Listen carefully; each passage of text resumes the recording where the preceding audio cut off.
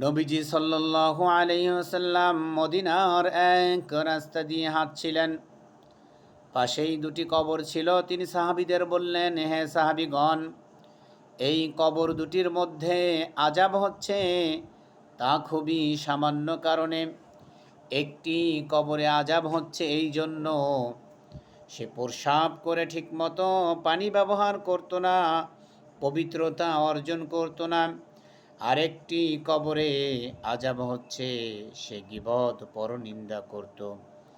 বিগীবত পরনিন্দা করার কারণে তার কবরে আজ আযাব হচ্ছে। অতঃপর নবীজি সাল্লাল্লাহু আলাইহি ওয়াসাল্লাম খেজুরের একটা ডাল ভাঙলেন এবং দুই টুকরো করে দুটি কবরে গেড়ে দিলেন আর বললেন, যতক্ষণ পর্যন্ত এই ডালখানা সতেজ থাকবে ততক্ষণ পর্যন্ত এই কবরের মধ্যে আল্লাহ